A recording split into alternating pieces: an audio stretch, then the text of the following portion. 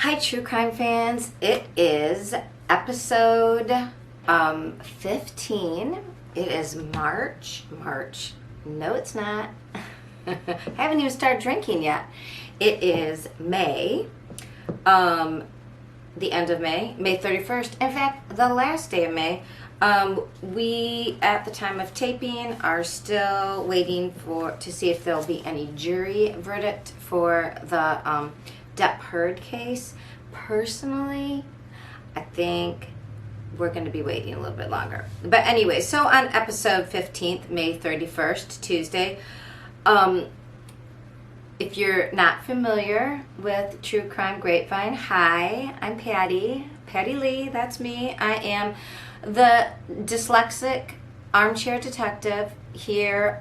The True Crime Grapevine is a channel where I will listen to all the true crime biggest stories of the week and I'll relate them all to you, blah, blah, blah, blah, blah. It is speculation based. I try to give you all the facts, but it's only as far as I know right now, or as I like to say, AFOC RN, as far as we know right now. I cannot promise you it's the truth at the big T. It is as far as I know. And again, you're getting it squeezed from the best sources on the internet of true crime, but we don't all know all the time what's going on. So yes, there's speculation involved. Along with each case, I give you a flight of wines. So we sample as we go along. I try to pair a wine or some spirit with each case. I think it can be kind of morbid at times, but it makes it a little more tolerable. So sit back and relax. Our flight today includes the crime. There's 2 children-based crimes. There was a little boy lost, I'm calling it. A child found in a suitcase in Indiana, and there's an update on the Uvalde shootings. We are drinking a shot of whiskey to deal with that mess because it is horrific, and we need something a little bit stronger to deal with that. That's what it's. So it's paired with Bushmills, and I always have to have something to wash the taste out of my mouth. I mean, because whiskey is medicinal. It's there. It's doing a purpose, people, or at least in my world. So I've got a little Mountain Dew to help it slide down the gullet. All right, our second case in our flight is the Vallow Daybell. We've got a little update on that, and it is paired this week with the Pinot Grigio. And if you've been listening to me before, friends, a Pinot Grigio is something I like to pair with when there's like a white lady Karen-ish type sitch going on. And Lori Vallow to me reads Karen. You know, the Utah cult Karen. She's a cult Karen. That works. Hashtag cult Karen. So that's why we're pairing her case with Pinot Grigio. We've got a third case. Got lots of cases, people. There's lots of crime this week. The update on the Mo Wilson murder, the love triangle. And I think there's more to it than it first looked. It was kind of tied up with a nice little bow, which, come on, let's be suspect if we ever hear about that. That is involving her friend, Colin Strickland, and Caitlin Armstrong, his girlfriend. So we've got a love triangle, and I'm pairing that with the menage a trois for obvious reasons. The Barry Morphew case, we have a little update on that. Bear is back, and we're pairing him with a Riesling because I like Rieslings, and it reminds me of Colorado. I guess maybe a fresh, fruity, like a fresh outdoorsy flavor. If you have any, by the way, ideas for me about what I can pair better with a case, please, besides liking and commenting and hit the notification bell, tell me what you think would be a really good pairing. That would be helpful, please. The Alex Murdaugh, or Murdoch, if you're from South Cackalack, we've got an update on Alex's case. We're going to be drinking it's a shot of something called Kiki. It is a liqueur that is key lime, and key lime to me says South Cackalack, even though it's key lime is in Florida, but the idea of South and vacation-y. So we're going to try that for Alex, and boy, do we need a shot of something to deal with more financial crimes related to his case. Our sixth case is, I'm calling it Catch Up with Convicts and and convictions. So we've got a couple convicts on the run, and we've got some convictions, some sentencings that happened. So we're going to pair that with 19 crimes. There's a throwback for today. We have a Throwback Tuesday case. There was a parole hearing for somebody related to the Manson murders. Hello. So we're going to be drinking a California rosé, bubbly, sparkly, to celebrate. I don't know, but it's a California wine. Goes with the woman is in her 70s. Not that we're going to celebrate anything that had to do with the Manson murders, but we'll talk about that. Then we've got an art heist situation and an art damage crime. So a little art one, and related to the artist, although his name isn't Juan. I've got this wine we're pairing it with called Juan Weeping, and it has some interesting graffiti type art on it, and the description of the wine reminded me of the artist whom perhaps work has been defrauded and is being shown, but the FBI is on it. And I'm not going to say the artist's name right because armchair dyslexic. I'm going to try. I know it's it looks like I'm not going to say it right. I will practice before I do that part. And then our last flight will be Asti Spumante talking about updates in the Deb Heard case. It's bubbly because it's a celebrity case, and I like Asti Spumante, and it's sweet, just like I think Johnny Depp is, even though not perfect person, but who is, people. So that is our flight. Today we've got nine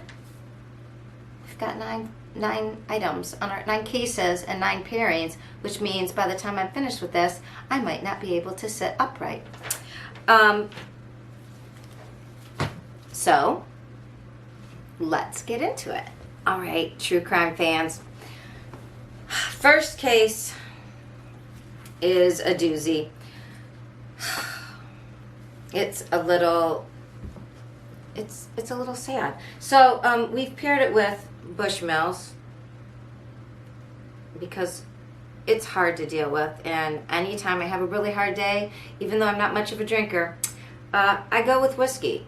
It's the only thing that's medicinal enough to take away all the pain and still allow you to deal with things. So to the little lost boy and to the victims of the Uvalde shooting, here's to you. I better hold on to my glasses. Okay. Woo. Woo.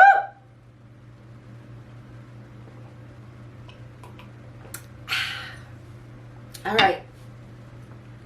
Now we're started. Why, you say, do I need to take a shot of whiskey? Well, crime fans, let me tell you. The first is a new case. It comes to us out of Indiana, and it's horrific. They found this over the Memorial Day weekend. There was a little roller bag found by people doing mushrooming. And if you're not familiar with mushrooming, I believe they were probably looking for a form of truffles, which is a fabulous mushroom. You find it in very woody areas, and you have to dig around and find it. Although I'm not 100% sure that that's the type of mushrooms they were looking for, but it takes you in the tree lines. And so when they went into this tree line, they found this little teeny, like a little roller bag, not teeny, but you know, like one that you see all over the airport, and it said like, "Welcome to Las Vegas." It had that graphic on it, the famous Las Vegas sign. And inside there was a little tiny individual. They believe now, after the autopsy, that it's about a 5-year-old African-American boy. He seems to have died of dehydration, electrolyte imbalance, and they think it was from a gastrointestinal issue, so from vomiting, basically. We don't know. Did a parent freak out? The child got sick, vomited, they didn't pay attention or didn't know. It happened overnight. Maybe a young parent or parents. And they were afraid. Maybe the child got into something they shouldn't have. Maybe drugs. I don't know. But something happened where then the child was placed in a roller bag and then put in this tree line. Hopefully we'll find out more about it. But it seems like more of a, what we would say, like a second degree crime. Like there's not premeditation. It seems like this was accidental. And it is horrific. Okay. The second case, which is why I had to take the shot mostly, because I'm tired, and I'm sure you're tired, true crime fans, of hearing about school shootings. And I will try not to get political. But there's something very odd going on in this case. So here's what we know from the last time we were just coming, I was just taping and it was happening, and we didn't know a lot at the time. So this is a week later. We know a little bit more. At the time, it wasn't clear how many children had been shot, injured, unalived. Now we know 22 people were unalived. It was in adjoining two fourth grade classrooms that adjoined. And so there were 2 teachers and 2 classrooms. There were 17 people injured and 22 people unalived, and 2 of the 22 were the instructors, the teachers. I'm not going to say the name of the shooter because I'm of the belief that you shouldn't get fame and fortune from what you do if it's negative like that, even if you're a person who's had problems, shall we say. So the news has reported different things going along. I mean, the difference in how many people are unalived and at first and then after a while, of course, can be understood to be different. But viewers, let me just tell you, there's something funky going on here. Number one, nobody, like the police got there 2.5 minutes, and all these kids had phones and were calling, which is horrific. The age ranged, they were like 9 and 10-year-olds, and I believe a couple 11-year-olds maybe. But I mean, these were 4th graders. Everybody was calling. He had gotten into these 2 adjoining rooms and was just going crazy. The police got there within 2 minutes, and then nothing for a while. They're like, the news was that he had barricaded himself in the classroom. So here's how it ended. Like he went in there at 11:31 and started going insane. And I don't know if you know this, but there's like something called the golden hour, which is within an hour you can help people. And what we learned, because in Columbine they went in later than sooner, and that was 20 years ago. And what we learned from Columbine was you don't wait. You that just gives more time for more horrific action. You go in there and you neutralize the target as best you can. You know, that is what is protocol now. But in this case, it was kind of like back to Columbine. It boggles the mind that somebody would just somehow, the school police chief, which I don't know how they have a school police chief, but in my kids' districts, there's always been police officers assigned from the actual police department in the school district. So it's the police, though, that are assigning a school detective, a school official to be like the safety person. Somehow there was a man who in the media has been named the police chief of the school district, and he held back everybody, is one story, which I don't know if this is true. there are also stories of parents who were like trying to get in there and they were told no, and they like, even one mom was put in the back of a police car and she got out and ran in and got her kids out. There's also, now this is all just the tea, right? This is the scuttlebutt. This is speculation. This is the gossip part. That there was also police officers who wanted to go in and get their own kids, but not like everybody, because obviously there's, now that we know, there was only these 2 classrooms involved. But I mean, can you imagine saying, I'm going to go in there and get my own child? Not as a parent, but I mean, because I can imagine that as a parent. Anyways, it's horrific if any law enforcement actually went in there and got their own child out. I mean, beyond. That's not protect and serve, right? That's like protect and serve for me and F you. To make it more problematic, the community is mostly Hispanic and the police force is not all. And so there's that misrepresentation issue. But it just seems like whoever that main guy was, if it's true, if that's accurate, which take that with a grain of salt, I should get a Himalayan salt lamp, because that's about as big as the grain of salt you need to take some of these, even within the first week, the response, like what we're hearing. Okay, so that wait time over like almost 90 minutes before the border patrol got there and went like, F that, where is this guy? He's in these rooms, he's locked in, give us the key. They took the key, unlocked the door, and went in, and unfortunately neutralized or unalived the suspect. And I say unfortunately because we should be studying these people as to what made them do that. And you can't study the dead psychologically anyways, or forensically psychologically. So that is problematic in my point of view, because we want to know why, what was the tip, what tipped the scales. Again, what has come out, and I am not sure if this is all accurate, but this shooter, again, he was a loner. He was bullied in school. He was bullied for being like poor, and he was in a lot of fights. And then there is some, reporting, not just talk on like the interwebs, but like actual reporters saying that he was known to have done animal abuse, like animal of the head. And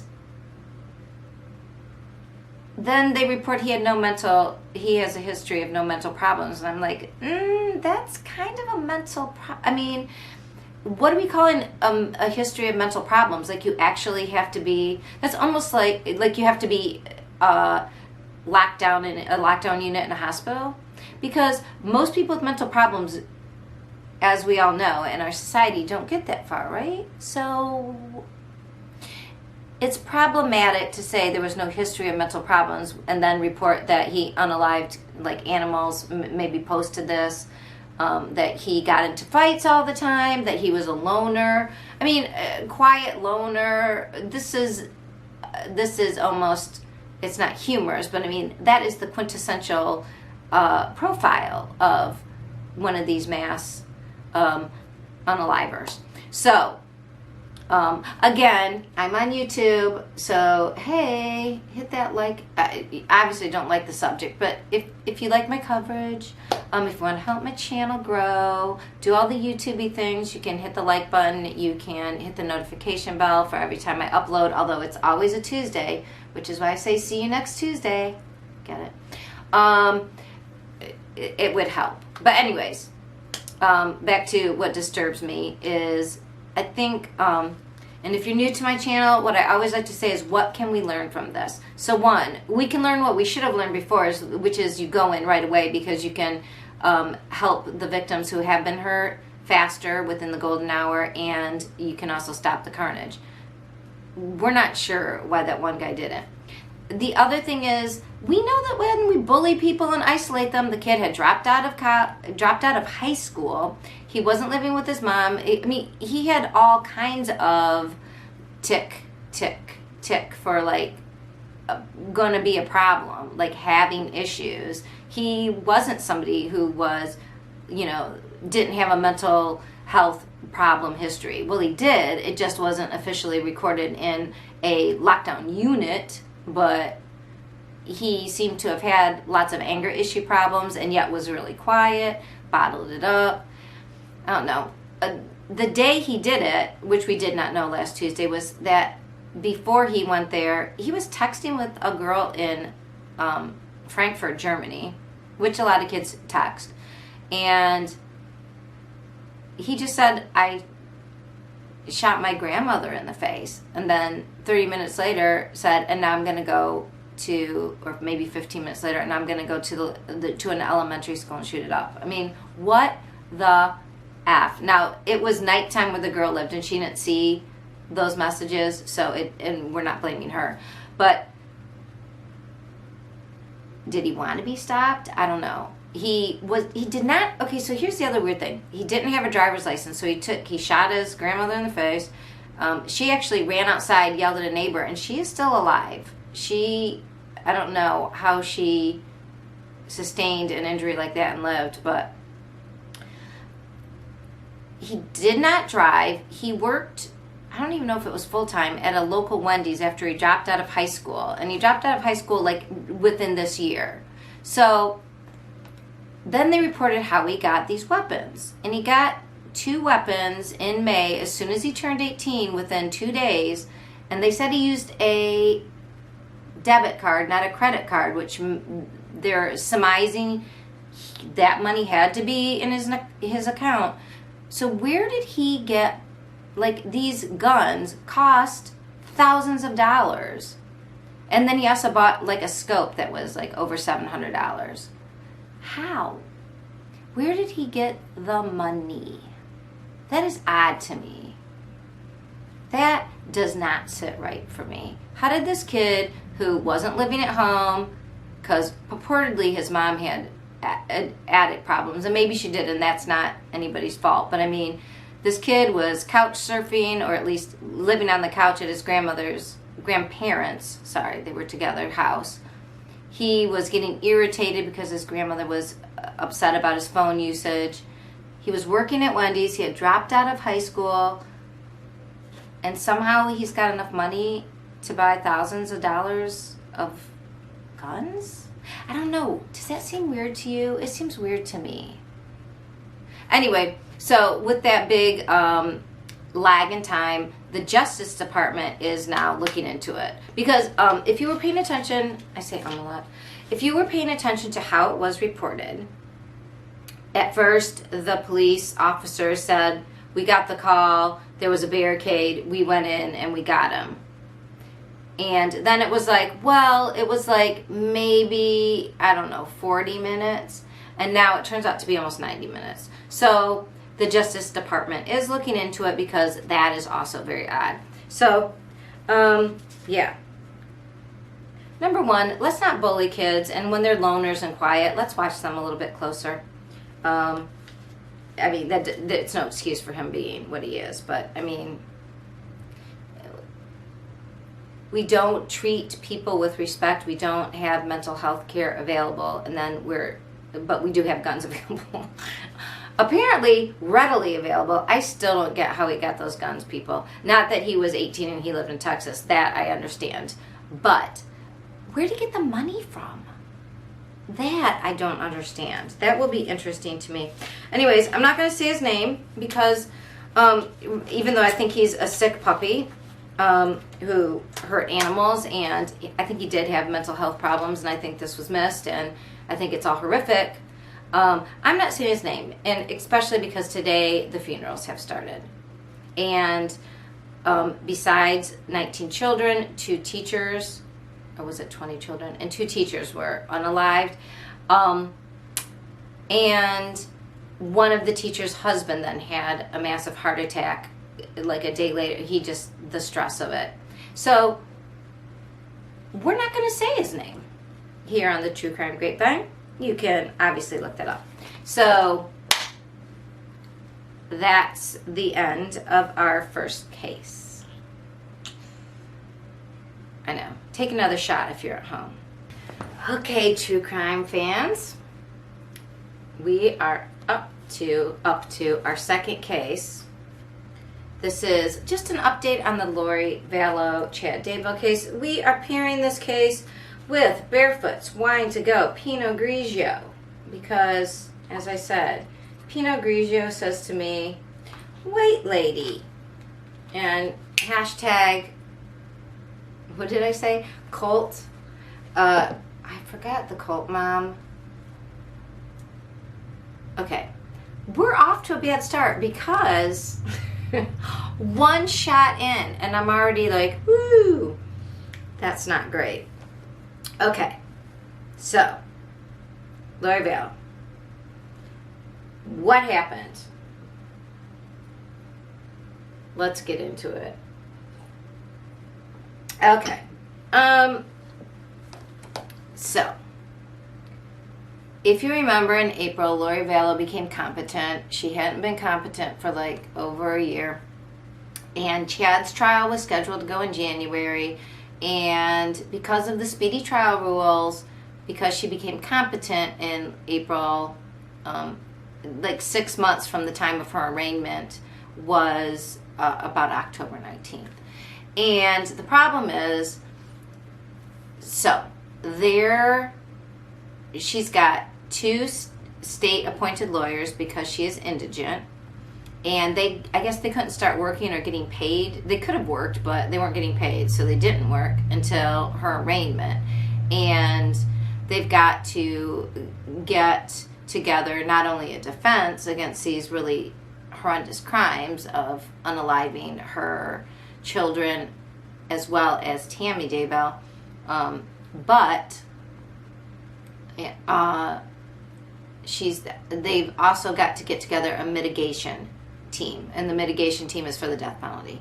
So a mitigation person is the one who looks up into the person's background and makes an argument for why their life should be spared, so that if they do get convicted, that it should be life imprisonment and not the death penalty, which is her potential punishment.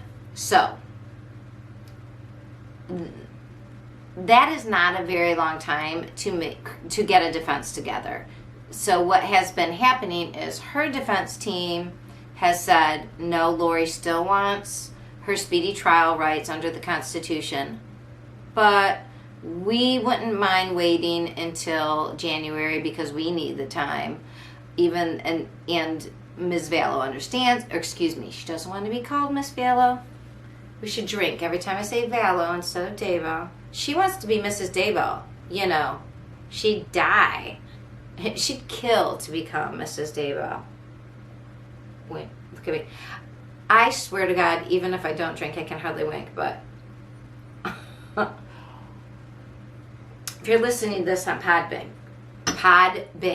or Podbean, I am winking very audaciously. Okay, so yes, Lori doesn't. She wants not to give up her rights to a speedy trial, but her team is like, hey, we're not going to give her a very good defense if we need more time, Judge. And there's also the situation that her case is joined with Chad Daybell's because they co-conspired allegedly together, to kill her, to unalive her children, and to conspire with him and, the unnamed brother to unalive his wife. This is all within Idaho. And so their trials are joined because it doesn't make sense to present this twice to a jury. It is it's like just doing it over again. They're both being accused of doing the same things with each other. And there's the extra added thing that they had already moved the trial from Fremont County in Idaho to Ada County, which is Boise. It's a bigger pool of voters who aren't quite as all Mormon and didn't know the Daybells or Lori or the children. They don't have as much emotional connection to the case, I guess. So for them to get a fair trial, it was moved to a jury in Ada, and they just went through arguing should they bust the jury into Fremont County or it's very convoluted, but it has all been decided. No, the trial will take place in Ada County, in Boise, in January, and that was for Chad before Lori was considered competent. Now that she's competent, okay, well, they're always been joined. So if you watch Hidden True Crime, you would have heard Lori Hellis, the good Lori. Shout out, Lori. Love your work. And Lauren Matthias. Shout out, Lauren. Love your work. She's a journalist and a mother of a beautiful baby boy. And her husband is a psychologist. And they have this podcast called Hidden True Crime. Yes, Hidden True Crime. And they talk about the Vallow Daybell case. Not solely, but mostly. And Lori Hellis is a lawyer who, especially on Friday nights, she and Lauren discussed the case. And Lori Hellis, the lawyer, said there is a problem with not giving Lori her speedy trial because technically they could say, say that was unfair constitutionally and drop the charges. And she thought they would definitely move up Chad's case to meet Lori's speedy trial date in October. Now, taking it all, and I am not a lawyer, but I always thought it made more sense to wait until January. Why did I think that? Well, if we look at the big picture of what is fair, what is fairest for Lori? Her team said they didn't have time to get a good defense up, and they really didn't for a death penalty case. And so it is logical that Lori's defense needs more time, so keep it in January to give them more time. It also makes more sense because they also said she's fragile, and she has a complex mental issue, and whatever. I think the B is going to try to say she's incompetent again, and so it would just be crazy to move it up to October and then have her drop out anyways because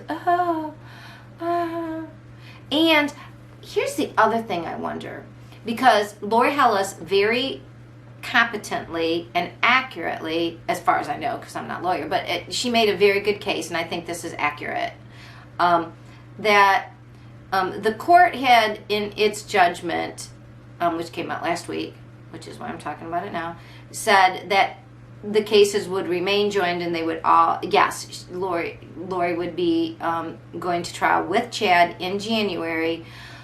And the judge stated partially because there's like a number of conditions you had to meet to be able to to pierce, I think that's the legal word, to pierce a person's 6-month right to a speedy trial. There were certain conditions you had to meet. And one of them was that it was the defendant's, not fault, but it was because of them that it took more than 6 months. And they were talking in regards to her being, she had been charged with this but couldn't be arraigned because she was incompetent. And Lori Hellis was saying, well, that's not her fault. Okay, but Lori Hellis, what about this? What do we not know that the jury knows? Remember all those sealed cases? What if, and this is a big what if, because I still think it works better for her defense if they have more time. But what if at that last evaluation, Lori was found to be malingering? What if that? So it would be her fault for wasting that time. I mean, I have no proof of this at all. Zero. Complete speculation on my part. I am not a lawyer. I am an educational psychology doctorate level person. I'm ABD, which means I'm all about dissertation. But I wonder if that doesn't have something to do with it. But regardless, I think probably the more likely case is that the court recognizes that Lori might go incompetent again, and why move Chad's case, back and forth and back and forth. It's getting a little ridiculous. So Lori will go to trial with her betrothed, somebody worth killing for, apparently, allegedly, just my speculation. Yeah, and that's what we have so far. So we have the big trial January 9th. It starts. Be there or be square. Lori Hellis will be in Boise watching the trial, reporting for us, and we will hear all about it on Hidden True Crime. So make sure you subscribe to their channel if you're interested. I definitely would. All right. So that was our second case. Like, subscribe, hit the notification bell if you'd like to hear more about the Lori Daybell, Chad Daybell, Lori Vallow case. Oh, it's also, by the way, we have to drink to, not to Lori, but to JJ Vallow, who would have been 10, which is sadly the age of most of the Uvalde school shooting victims. But anyways, here's to you, JJ. I used to work with the autistic population. They are such sweet children, and it's very hard to imagine how somebody who was even an adopted mother of an autistic child could take away their service animal and then take away their medicine and make them and move them, which would all be horrific, and then unalive them. Lori Daybell, Lori Vallow, whoever that H you're calling yourself, that's a horrendous thing. But it would have been his 10th birthday. So raise a glass, everybody, to JJ Vallow, to Kay and Larry Woodcock, the grandparents of JJ. They were on a Hidden True Crime. It's very sad. And Kesha's channel, which is, I'm sorry, Kesha, hopefully I will put it in the description below. But Kesha is the aunt of JJ, and she also has a YouTube channel. And this is horrific. But anyways, Lori has a trial date, and it's going to be with Chad. So here's to that. Justice for JJ. We are up to our third case. All right, this is the case of the Mo Wilson murder. We have Menage a Trois. I don't know if you noticed, but I changed my glass to be more of a red wine glass. Yes, they're different because the globe allows it to aerate differently. Don't I sound like I know what I'm talking about? I sound like I'm almost a level 3 sommelier. Right, Amber? Okay, not really though. And I'm not having her on as a guest no matter what. Hell would freeze over first. If you know, you know. All right, so this is the case of Mo Wilson. It is a love triangle, which is why we're pairing it with the Menage a Trois. I have a little kid looking in the window. Go away, child. Mama's drinking. All right, so Mo Wilson, Colin Strickland, and Caitlin Armstrong. What has been new? So last week I told you about oh my goodness, again, the drinking with the dyslexia. Let's try this again. Ooh, it has a really good bouquet, this Menage a Trois, I would say. How are its legs? Ooh, not bad. Not bad. Ooh, nice legs. Nice legs like Mo Wilson, Mariah Wilson. She was a pro cyclist. She was 25. She was on the cusp of being, she's basically famous for being a pro cyclist, a gravel cyclist. She was also an engineer. I mean, she was like fabulous. And I think we talked about before, like most people who are 25, she also probably was very aware that she was beautiful and fabulous, and maybe not so aware that men will take advantage of cute 25-year-olds. So last week we talked about that she was unalived in Austin. It appeared as if her erstwhile pompadour, I'm not saying that word right, but anyways, the guy she was seeing his girlfriend, longtime live-in girlfriend, and who also worked for his company. Come on, he's kind of stupid. She did the books. Her car was seen. Now, it was her car seen driving by, not her seen driving by.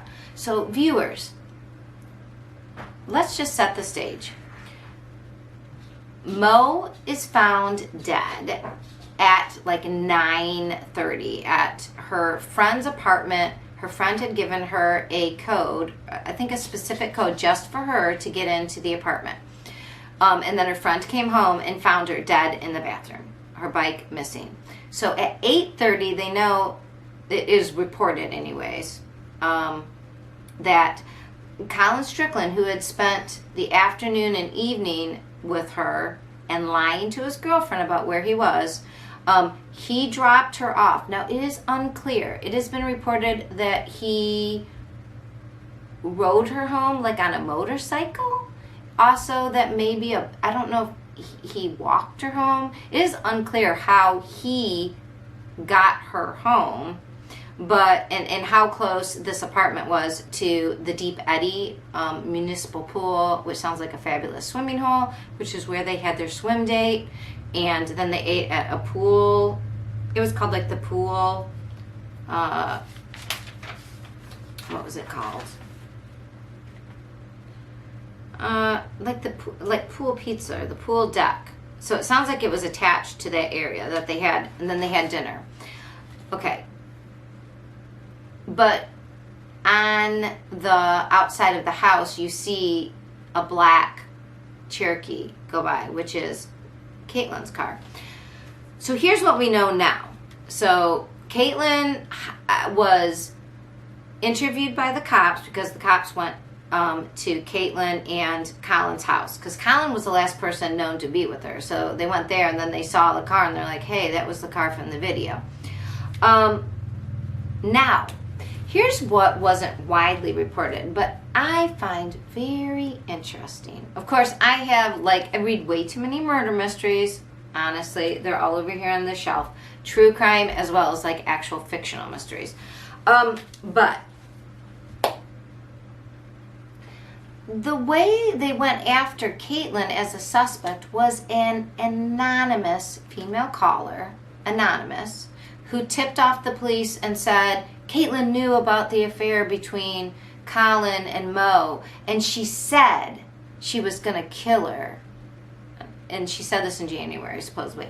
Now, an anonymous tip. Anonymous. Also, the guns were purchased by Colin. And they think one of the guns that Colin purchased, which he said he gave to Caitlin, it was Caitlin's gun, right? But he purchased it. That looked good for the deed. Now, I am just saying, if we look at the whole picture, the police were not keyed, like, so the last person that we know for sure saw Mo was Colin. That's the last person who interacted with her. And Colin was the person who bought the guns that supposedly unalived Mo. Now, Mo's family says she wasn't seeing anybody at the time. And I'm thinking, because if you know you're seeing somebody who's got a live-in girlfriend, significant other, like who's already involved, you don't want to tell your parents that you're doing that. That's just not something you're gonna let your parents know, right? The rest of the story is that Colin Strickland, now he, the friend of Mo, the one who purchased the weapons, the one who was with her last, he has left Texas. And he's telling his friends it's because he's afraid of Caitlin Armstrong. Is he? Is he afraid? I don't know. Because she went home and saw him after he lied about where he was. He told her he was buying flowers for somebody and, oh, his phone stopped working. Dude is a liar. Anyway, so none of this is Mo's fault. We don't blame her. Caitlin Armstrong's dad came out and said, I don't think my daughter is guilty of this, and we want this, nothing in this looks like anything she's ever done. And yes, she was a yoga teacher. And then, they found out she bailed on a $650 Botox shot. I mean, is that great? No. Is that equatable to murdering somebody? I don't think so. Okay, so what can we learn from this, true crime fans? Let's see. We can learn that, number one, if a guy has a girlfriend. That was the other thing that came out. So we don't know. We don't have Mo's phone, right? But there was a text reported. I don't know why this was reported. So FYI, take it with that big grain of Himalayan salt, like the lamp size. But if it is accurate, geez Louise, Menage a Trois, highly recommended. It's got good looks. The wine is recommended. Not getting into a Menage a Trois, not recommended. So Mo supposedly wrote a text to Colin, somehow detailing a party in which she was there and Caitlin was there, and it was awkward somehow, and she didn't know how to react, and she said something to Colin like, it seems like you're with her. So it seems like Colin was playing both against each other, and I would not be surprised. Again, this is total speculation, viewers. We're off into like, as Nora Jasmine, who you should go check out her channel. I love Nora Jasmine. She would say she's reaching. She would say, hear me out, put on her tinfoil hat. That's where we are right here. But if we're into that territory, I would say it is not beyond the realm of possibility that, yeah, Colin Strickland has another chickie on the side, and that's the anonymous tip to get Caitlin in trouble, takes care of Caitlin. Already he took care of Mo, and then he's free to be with this third person who's helping him out. Now, that is insane. That sounds like I should be writing movies, right?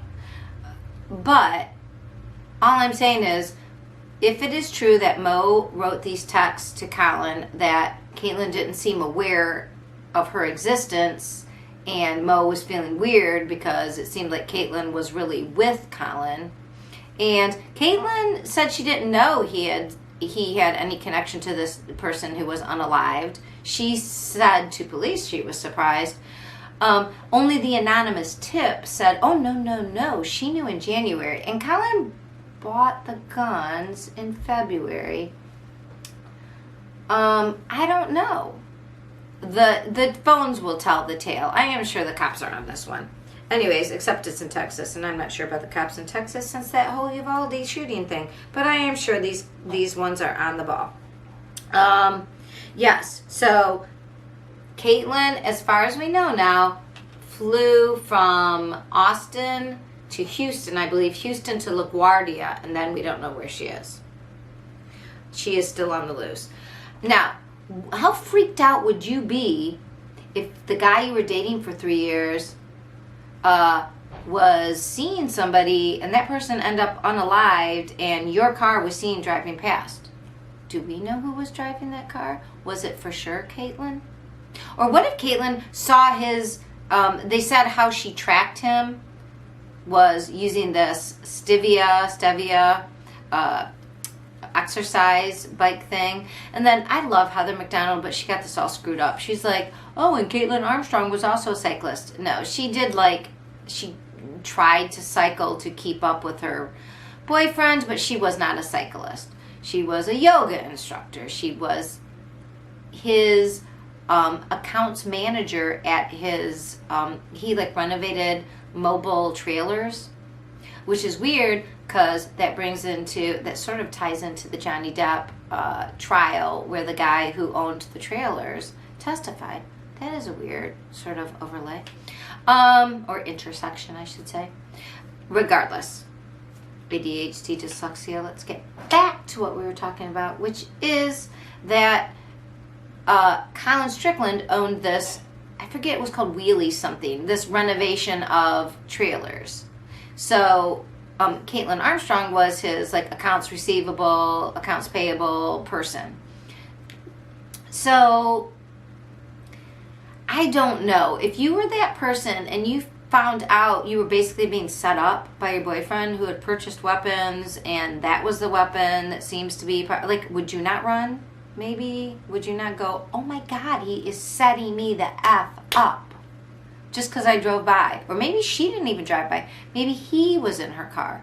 Maybe she was putting this all together real fast, because they said when she was pulled into the cop station, she was really quiet. Maybe in her head she's like, okay, I didn't do this, and he's bought a weapon, he set this up, I'm going down for this S-H-I-T, I am out of here. So I could see it both ways, viewers. What about you? What do you think? I don't know, but the fact that Colin Strickland took off after all this, and he was the one who purchased the gun, and he was the last person who was seen with Mo, I don't think he's afraid of Caitlin. I think he's afraid of the cops. Again, just my menage a trois, 10 cents worth. Like, subscribe, hit that notification bell, so you know when I update. You can hear more of my crazy conspiracies, sure. Anyways, so that was our last case, and we will get on to the next case. We are up to our fourth case. This is a quick Morphew update, and it is paired with a Riesling. Riesling, because it is crisp and fruity and light. And I don't know, Mountain Air, Colorado, Suzanne Morphew. Kind of reminds me of her. All right, so, and here's to Suzanne and finding who killed her. Ooh, refreshing. All right.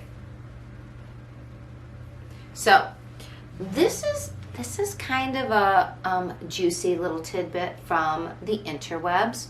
On Twitter, there was an account, Matt Black,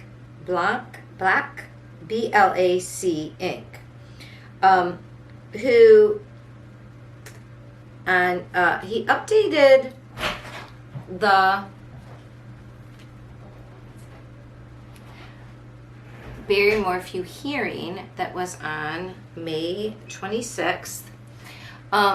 And it said Patrick Murphy, but it wasn't Judge Patrick Murphy. It was somebody else in his steed, I believe. And Iris Eaton was there, and Barry was there, and a few others. And it was a Zoom hearing, and it was about his arraignment that would take place June, I believe it was June 30th. And Iris was saying, well, she had motions that she wanted to bring, obviously to dismiss the arraignment. And they arranged that her motions would have to be in by the 27th, and then the prosecution, the state, would have time to respond before they met on the 30th. And so, what was this case?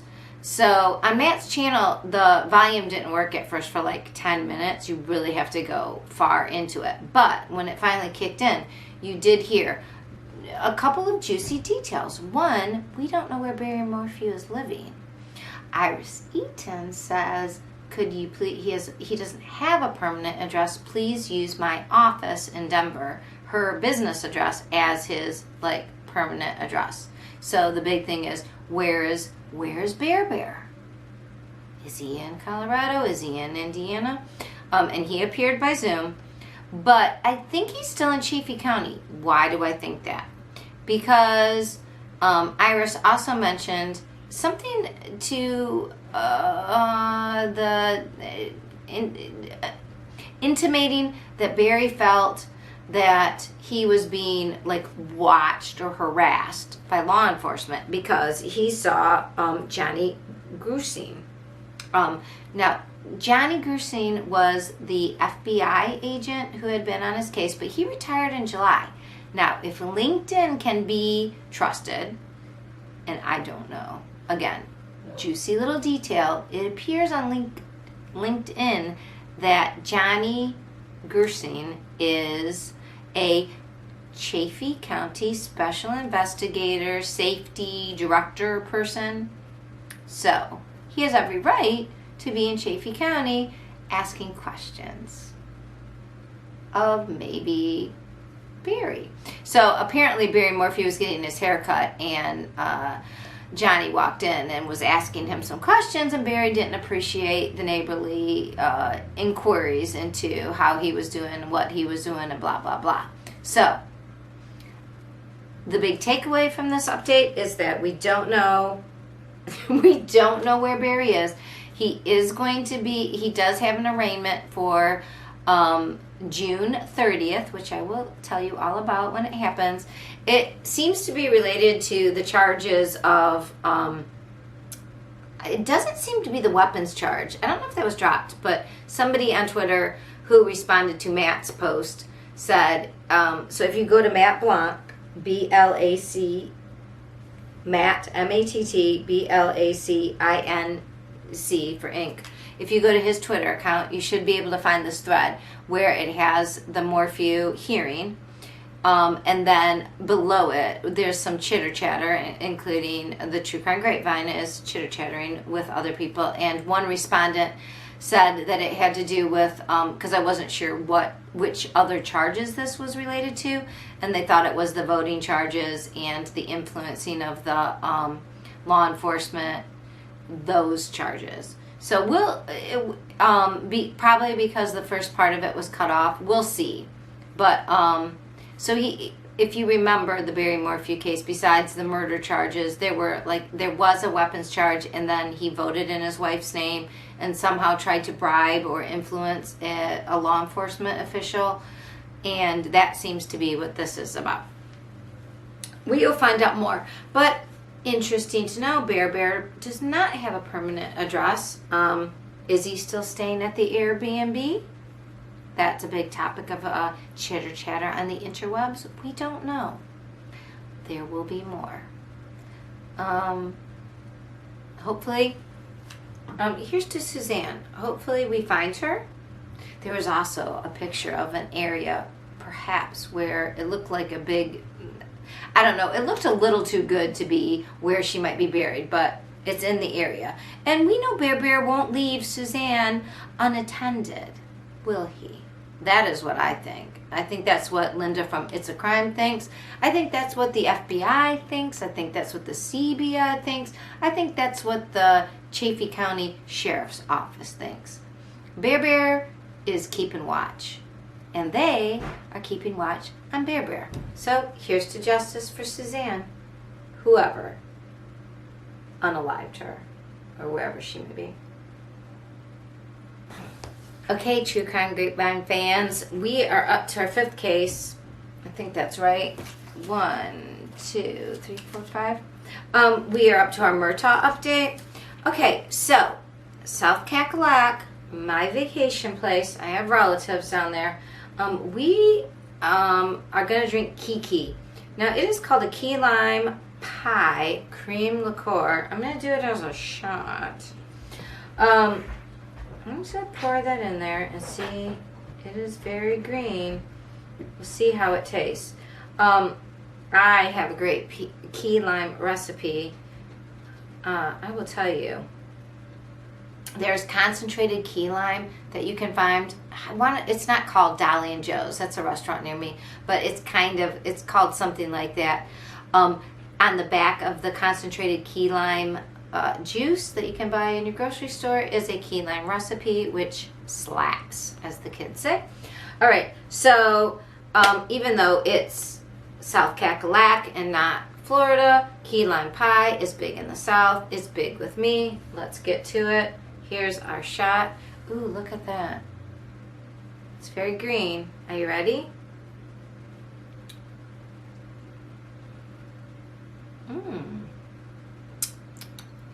Ooh.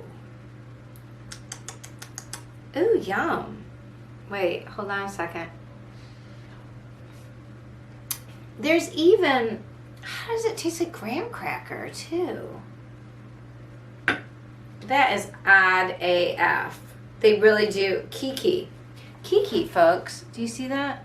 It comes in a big bottle. I think I'm going to take it on my vacay. All right. Ooh. It is sweet, unlike poor Alex Murtaugh, or Murdoch, if you're from South Cackalack. Okay, why are we talking about Alec? Well, we're talking about Alec because there's more corruption charges. If you've been following the Alec Murdaugh case, okay, there's murder, there's mayhem. It's very convoluted. I recommend you go to Fitz News and you go to Mandy.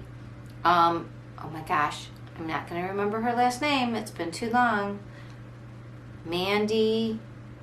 If you go, if you look up Murtaugh Murders, Mandy Matney.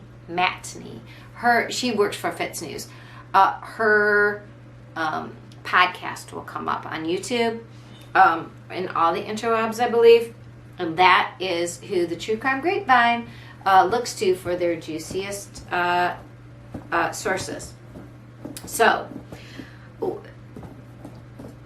part of this case, besides the murder of Maggie and Paul Murdaugh, which our last update talked about how Alex seems to have lured Maggie out to the Moselle property, and it looks like maybe he didn't know Paul was going to be there, but Paul was looking after his friend's sick dog and maybe got caught up in his mother's unaliving, and maybe he got unalived, and it seems crazy. But that would explain why Alex 911 call was actual, genuine sounding, because maybe he didn't intend his son to get involved in that because he didn't know he was going to show up. That was last time we spoke about this. But anyways, there's the whole corruption side. The Palmetto State Bank. So if you don't know what a palmetto is, it is the thing that looks like a palm tree, but it's shorter. And that's South Cackalack's pine tree, basically. And the palmetto is the state, I believe it's the state tree, but and I think it's on the state flag. Anyways, the Palmetto State Bank is like the big bank down there. And of course, Alec Murdaugh, who's very important in Hampton County, he had ties to the bank. Well, and we've talked about the multiple characters, but this is interesting. I'm gonna have to put on my readers, ladies and gents. Okay, so on May 30th, it was reported that there were court documents filed on Thursday, May 26th, alleging that the Palmetto State Bank allowed Alec Murdaugh to overdraft his account in six-figure range for the past several years. Several years. Oh my God, can you imagine if the bank would allow you to be in arrears for over six figures and then be like, hey, here's another six figures that you can just have. Keep it on the DL. Holy crap. Okay, so it seems that, so Fitz News reported that in July of 2021, so by July of 2021, Maggie, Alec's wife, and his son Paul, who had his own troubles of unaliving people by accident in a boat accident that was going to cause him a lot of trouble because it was his boat, Alec's boat. So by July, they are unalived on the Moselle property. And he is already, by that time, I believe, when's the timing of this? The unaliving happened in June. Hold on a second. Gosh, it is very convoluted. So the unaliving of Maggie, who we now know was in the process of trying to divorce him and had to be lured out to the Moselle property, that happened on June 7th. Okay? Now, in July, Murdaugh was given a $750,000 line of credit. Now, okay, So if you've been following this, you know that there were people at the bank that had been involved in his scheme, his insurance fraud scheme, where his company would sue somebody for liability. They'd get a huge payout, and instead of paying the people directly, kind of like the Giraldi case, right? In the Housewives, if you've been paying attention to Erica Giraldi, Erica Jane, and what her husband was doing, this idea that they get involved in cases for victims and then they took the proceeds and instead of giving it to the victims, funneled it into a special way, and then they themselves took not just their own percentage but more.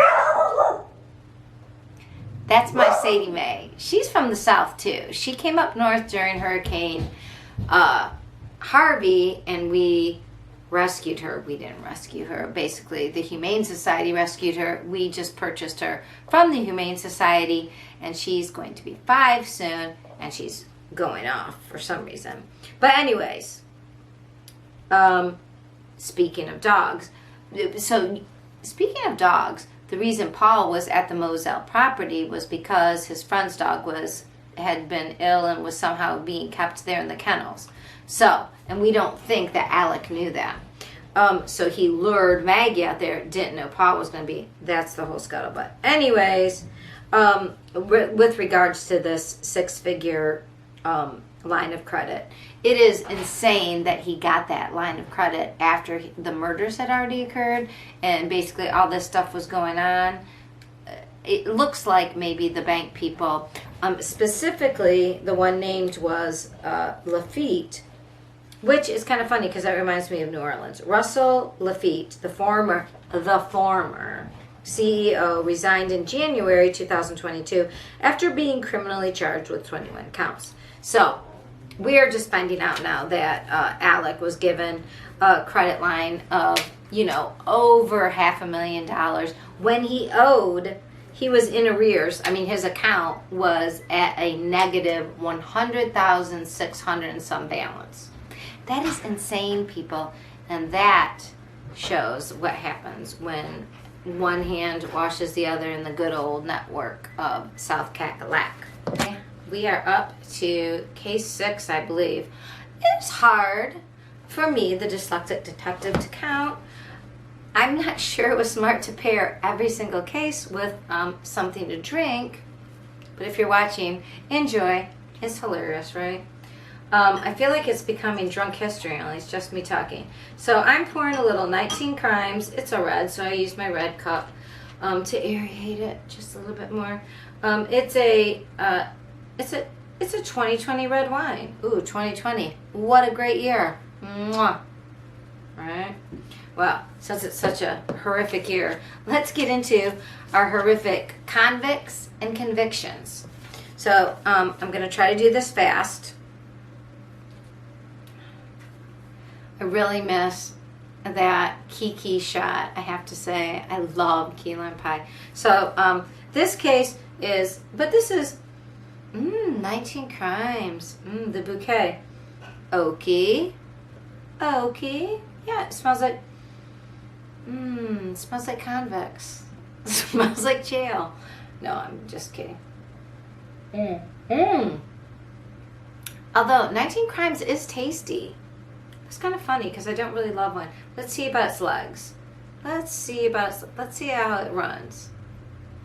Ooh, doesn't it runs well. All right, the legs aren't as good as the Menage a Trois. I will say that. Okay, so our friends. By the way, like, subscribe, hit the notification bell, do all the YouTubey things. And if you're listening on Podbean, hey, maybe I'm keeping you company. Maybe you have insomnia. I listen to podcasts because I have insomnia. Just like to say, I understand that is very stressful in life. So please just listen to me babble on. Hopefully I will bore you to sleep. Hey, incoming call. So what we have on our convicts and crimes, we have 3 sentences, at least. So here we go. If you're ready. Number 1. Okay, I haven't talked a lot about this crime because it disgusts me And I think you can find it anywhere, but it is about Josh Duggar. And he did crimes related to small people and photographs of them, but he also has a background of, let's say, something that rhymes with bequest. Only it has to do with in something, and it has to do with his sisters, and also, I believe, a family friend. And he has a problem, and he should have gotten help for it long ago, but instead his family hid it. Not a good move. I always say, what can we learn from this, true crime fans? Here's what we can learn from the Josh Duggar case. If your child has propensities to do something like this, get them to a professional. Don't take them to a church leader. No, take them to a mental health professional. And by the way, guess what this seems to be correlated? Not that I can say it's causated with, correlated with having too many God-blessed children. Maybe don't have, 21 kids or whatever the frick those people had. Maybe, have 5 or 6, 7. Raise them all. Pay attention to them all. Maybe so they're not just doing whatever. That is my opinion. And let's not forget, we're into, case 6. Drink 6. I'm a lightweight. I cannot deal with the Duggars. I cannot. Did I watch 19 Kids and Counting? Yes. And now what are we doing? 19 Crimes and Counting. Yeah. Why? You can't have that many kids and raise them correctly. You can't. That's not God's will, in my opinion. Not when they hurt other kids. Disgusting. That kid's life was over before it began. All right. And Jim Bob, you better get right with the Lord.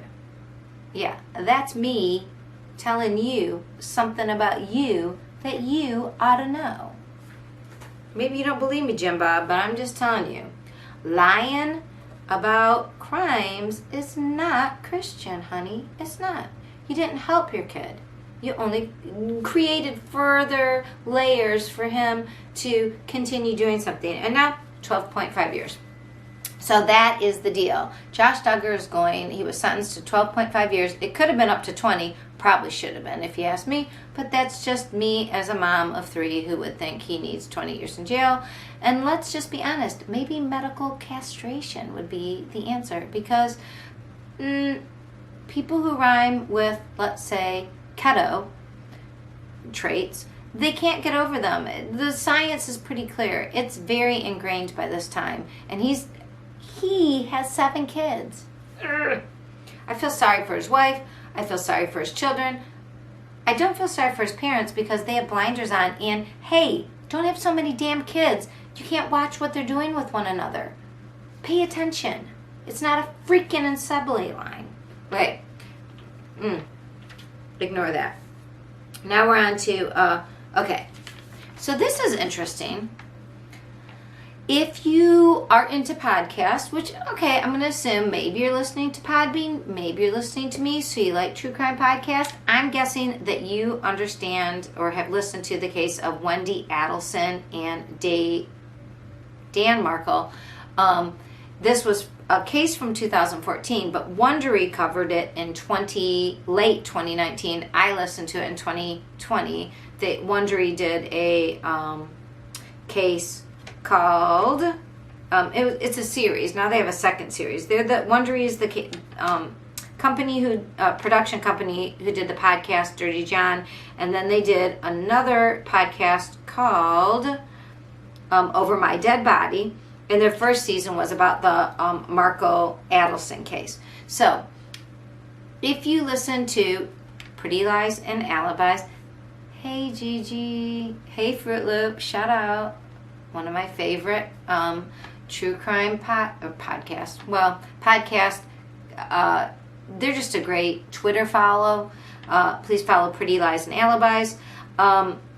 It reminds me a little bit of the Pikeville murder case here in Ohio, and because it was about custody. This is another dirty custody case. Last week, if you remember, we talked about a pediatrician lady in Georgia who tried to have a hitman who was actually FBI off her husband. Again, custody cases. People, What can we learn from true crime? From these cases, the Pikeville case, this case, the Markle case, Markle Addison, the case of last week, the woman's name escapes me, but the pediatrician case. Custody is not solved by murder. It's not. The big M is not how we solve a custody case. You will get caught. You will. Stop it. Don't do it. Don't think about it. Oh, also, the beautiful girl who was killed in Florida, she wasn't even married to the guy. The child's name was Sailor. I'm sorry, I'm blanking on her name. I'm gonna blame the alcohol. What was that woman's name? Who was from Florida, whose boyfriend ran up to Alabama, and then he was caught in Tennessee, and it was about custody too. That is not the answer. If you are listening to me at all on the interwebs, please know if you are about to commit some sort of crime based on getting custody for your child, please stop. Don't do it. It's not going to work out. You will get caught. And then you will lose custody and then your liberty, if not everything else. So anyways, the Addison case, it is very convoluted. I cannot go over the whole entire case. Let me just tell you that Wendy Addison was married to Dan Merkel. They were both lawyers. They had children. She wanted to take them back to South Florida. They lived in Tallahassee when they got divorced. He said, he wanted 50% custody. Instead of dealing with that, her family, including, it seems like allegedly her brother, who was a dentist, made this whole conspiracy. The brother, the dentist, Charlie Addison, got his girlfriend at the time, who was his dental hygienist, and her name is, hold on a second, Catherine Magbunua.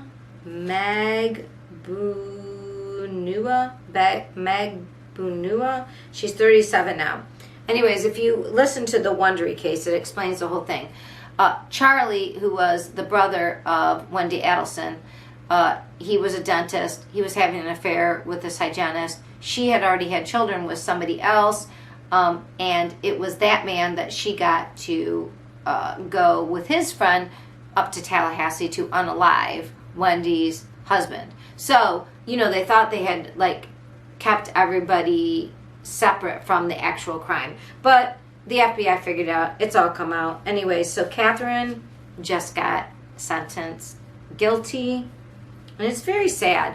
It's very sad because basically she was in love with this dentist guy. She thought he was going to get her out of a life. I mean, her past relationship, no offense, was with a drug dealer kind of guy from the neighborhood. Not that he wasn't nice, but you know what I mean. He was willing to take money later on and kill somebody. So, I don't know. There are so many people taken down by other people wanting to get their way over something that, why didn't they just, for the rest of the kids off for 10 years, just go back and forth? Why couldn't Wendy Addison have just lived in Tallahassee? Why couldn't she have just dealt? We don't know. Instead, there's all this crap. So anyways, Charlie Addison last month was indicted, I believe. So his past girlfriend, Pompadour, whatever you want to say, she now just got convicted of being a co-conspirator. And in the past, the actual men who did carry out the unaliving, they've been convicted. So they're just working their way up. Again, this happened in 2014. Dan Markle was a Florida State University professor in appellate cases. He was well known, well respected. I don't know, man. The case is crazy and everybody is going down. Again, what can we take from this? Do not help anybody you are sleeping with for any reason to hurt anybody else. Don't. Run the other way. And if you are married to somebody and you get divorced and you don't like the custody arrangement, suck it up, buttercup. Suck it up. Better than being in jail. I am thinking Wendy Adelson, eventually, yeah, they're just working their way up. I don't know if her brother would give her up, but anyways, that's the Adelson case and conviction. And another conviction. Okay, so there was this woman, 19 crimes and counting. We're almost up to 19, right? It has a really nice oaky bouquet. I think 19 crimes is pretty yummy. And I don't even like red wine. Okay, so Daniel Brophy was a chef in Portland, Oregon. He was killed, fatally shot in 2019. Now, what's interesting is his wife, who claimed not to be in the area, but later they saw her van. In 2011, she wrote an essay entitled, and I kid you not, How to Murder Your Husband. Okay, and it's reported that it had details of a step-by-step guide. I didn't read it because I don't need to kill my husband. Now, she was a novelist of romantic suspense novels, and okay, so at the time, everybody just thought the essay was about her work.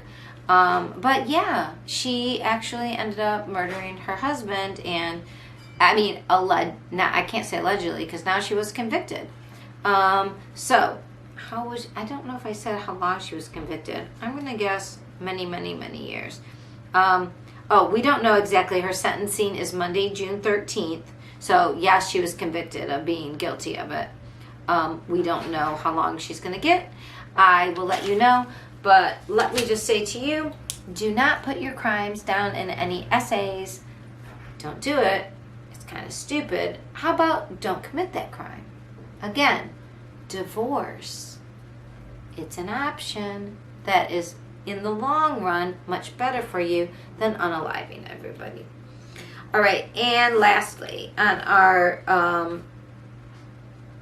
crime update is Gonzalo Lopez. Okay, so if you remember last week in episode 14, I told you about Gonzalo Lopez. He was an inmate in Texas who was going, I forget where he was going, to court, I guess, or someplace. Anyways, he was in a van and he cut through his shackles, and then he somehow got through the metal mesh and stabbed the person driving the vehicle. It crashed. He ran away. He is still on the run. So what's new this week? The U.S. Marshals updated everybody on his tattoos. So please go look up U.S. Marshal Gonzalo Lopez tattoos. And basically they just gave more information on his back tattoos. I mean, I don't know how the guy still is on the run, but it has been a number of weeks now, and that is sort of insane. Okay, True Crime Grapevine fans, I'm Patti Lee, and we're here to talk about the 7th case, I think. We're pouring a California wine, Blanc de Blanc by Sophia. It's slightly, ooh, it's a white. Ooh, look at that, fancy. It's celebratory. I like anything with bubbles. Okay, this is about a Patti, so hey Patti. Although she's Big Patti. I've never wanted to be known as Big Patti. Not that anything's wrong with being big. Okay, so dry. Which is always weird with bubbles. Okay, so Patricia Big Patti. Oh my gosh, I'm not going to say this right. Krenwinkel. Big Patti. She's 74. She was one of the Manson family. Oh, that's right. Helter Skelter. Not only that, but she freaking wrote Helter Skelter in the blood of the LeBlanca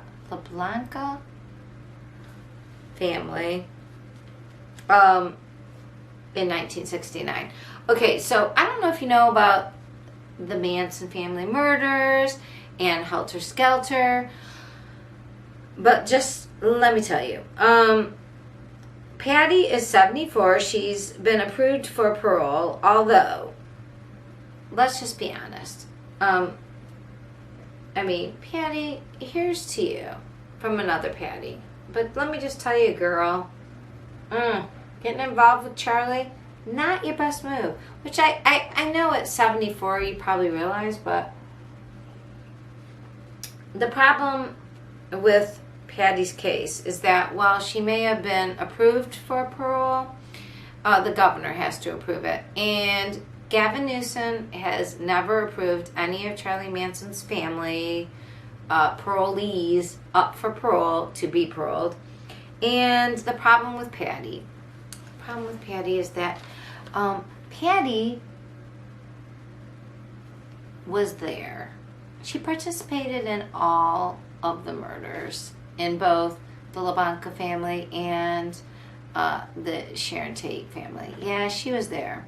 And she actually wrote in blood, Helter Skelter. So, is she going to be pardoned by Gavin Newsom? Not likely. And, you know, when you commit crimes, you probably don't know that you're committing a crime that everybody's going to talk about forever. And I am sure there are people who have served their sentence and have been paroled and whatever. I mean, she's part of a cult, and you'd think that would take, like, especially nowadays, somebody would take that into consideration. I don't know. But politically, I don't know if Gavin Newsom can afford. I don't know. Gavin Newsom, I'm talking to you. The woman is 74 years old. I think both women involved in the Charlie Manson case should be let go. We know enough about cults now to know that they were like brainwashed. What? Their whole lives have been spent in prison. Do you really think they're going to go out and like do this again? No. Charlie Manson was the one. So, Gavin Newsom, am I saying, hey, dude, come on. Give her a break? Yeah, I think she should get a break. I think Leslie should get a break. Because they've served more time than almost anybody. I mean, I don't know. It's very weird. And yes, the thing is, Charlie Manson was the one who should have stayed in jail. And Tex Watson, look him up. Dude was twisted. I would never have let him out of jail. It just seems, I don't know. So, is Big Patti getting out? I would say 10-1. Probably not. But, do I recommend reading the book, Helter Skelter? Hell yes, I do. I've always read true crime. I read Helter Skelter. It is by the prosecutor with help from somebody else. And I wrote it down because I didn't want to forget. Where did I write this down? I wanted to tell y'all. I don't know why I'm suddenly becoming Southern. I do want to mention that the victims that Patti is responsible for being in charge of, or not in charge of, but at, were Sharon Tate, her viable baby boy who was 8.5 months in gestation, but would have been fine if they would have cut him out, Jay Sebring, Abigail Folger, Wojciech Frajowski, Stephen Parent, that's the perpetrators, Leno LaBlanca, and Rosemary LaBlanca. That's a lot of people to be responsible for unaliving. Okay? And it was 53 years ago this August.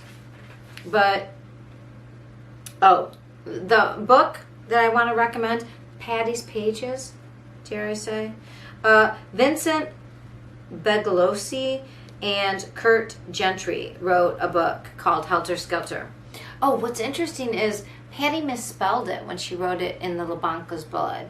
Yeah, she misspelled Helter, which is interesting to me. So anyways, that's kind of interesting that she was up for parole, and it seems like part of me says yes, she should get out. I don't know. And then you read about the murders and you're like, hell to the no. So, yeah. Yeah. And that's what we know about that case. All right, so. Oh no, I left my file somewhere.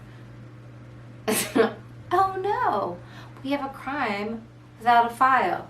Okay, so it is the case of Jean-Michel Basquiat's art.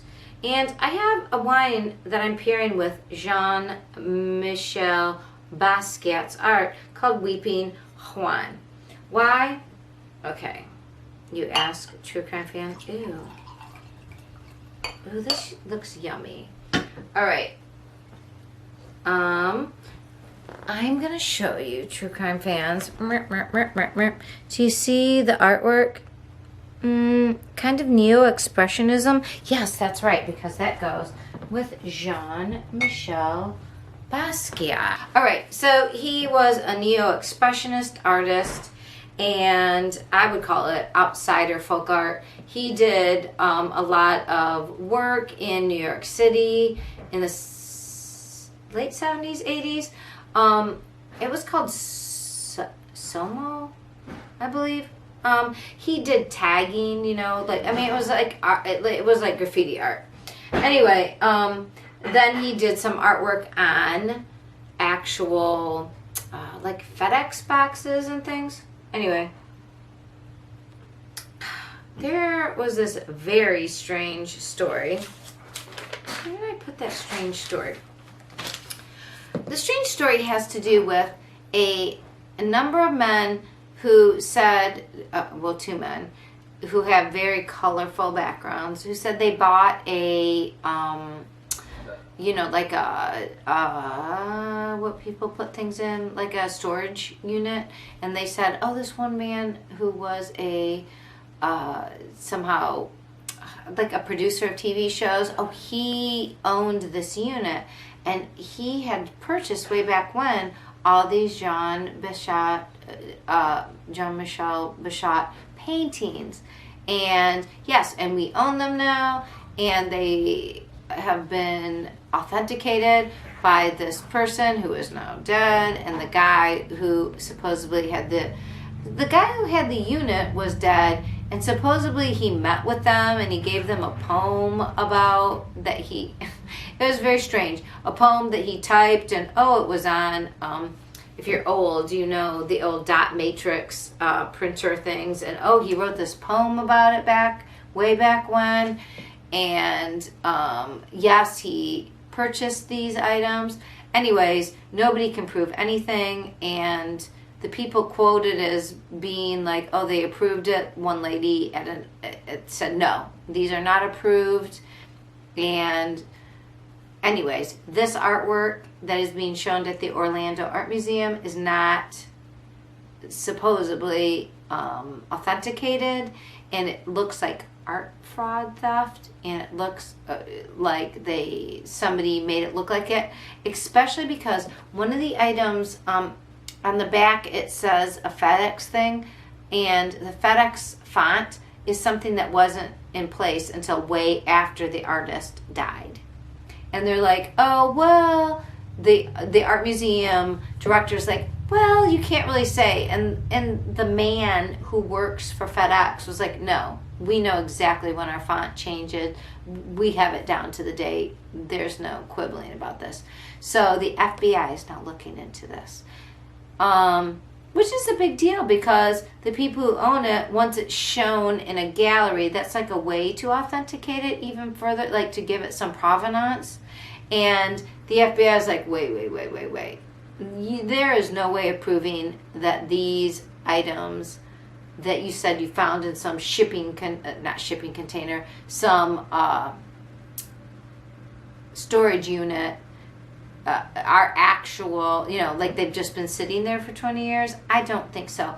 And then the person who they said purchased them, who is dead, and who supposedly gave him this poem, his compatriots, his family, his friends are like, he was antithetical to anything technology. He would have written his poem on, like, yellow legal pads. He did not use computers. So he wouldn't have written it and typed it out, and like given a typed out poem.